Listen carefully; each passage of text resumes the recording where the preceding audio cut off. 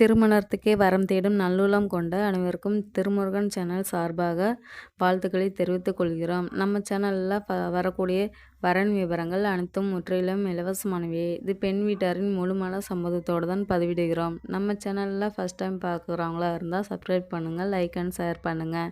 உங்களுடைய கருத்துக்கள் எதுவாக இருந்தாலும் மறக்காமல் கமெண்ட் பண்ணுங்கள்.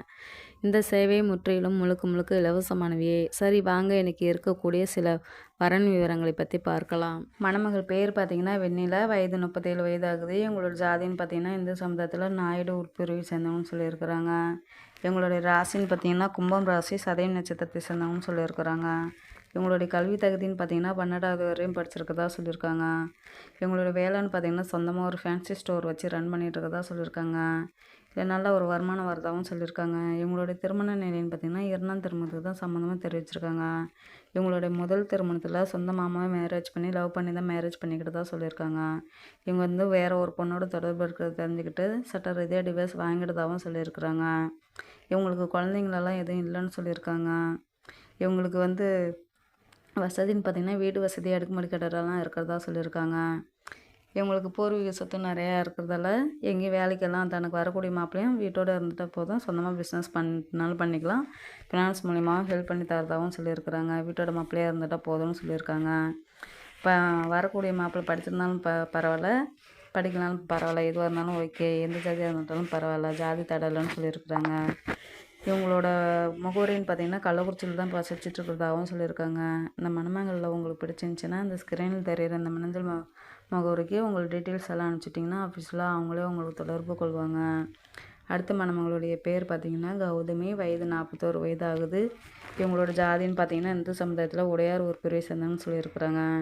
இவங்களுடைய ராசின்னு பார்த்திங்கன்னா கும்பம் ராசி, சதயம் நட்சத்திரத்தை சேர்ந்தவங்கன்னு சொல்லியிருக்கிறாங்க. இவங்களுடைய கல்வி தகுதின்னு பார்த்திங்கன்னா 12வது வரையும் படிச்சிருக்கதா சொல்லியிருக்காங்க. இவங்க வேலைன்னு பார்த்திங்கன்னா சொந்தமாக பூக்கடை தான் வச்சு ஹோல்சேல் ரேட்டுக்கும் ரீசேல் ரேட்டுக்கும் செல் பண்ணிகிட்டு இருக்கிறதா சொல்லியிருக்காங்க. இவங்களோட திருமண நிலைன்னு பார்த்திங்கன்னா 2ஆம் திருமணத்துக்கு தான் சம்மந்தமாக தெரிவிச்சிருக்காங்க. இவங்களுடைய முதல் திருமணத்தில் கணவர் கூட வாழ பிடிக்கிறதா சில கருத்து வேறு காரணமாக கணவர் பிரிஞ்சிட்டதாகவும் சொல்லியிருக்கிறாங்க. இந்த சட்ட ரீதியாக டிவோர்ஸ் வாங்கிடுறதாகவும் சொல்லியிருக்காங்க. இவங்களுக்கு வந்து வசதின்னு பார்த்திங்கன்னா வீடு வசதி, அடுக்குமாடி கட்டலாம் இருக்கிறதா சொல்லியிருக்காங்க. நல்ல வசதியோடு தான் வாழ்ந்துட்டு இருக்கிறதாகவும் சொல்லியிருக்காங்க. இவங்களுக்கு வந்து அப்பா இல்லை, அம்மா மட்டும்தான் சொல்லியிருக்கிறாங்க. இவங்களுக்கு பூர்வீக சொத்தே ஒரு 55 ஏக்கர் காடு இருக்கிறதா சொல்லியிருக்காங்க. இவங்க வந்து சொந்த வீடு ஒரு 3 இடத்துல இடமும் வீடாகவும் இருக்குது.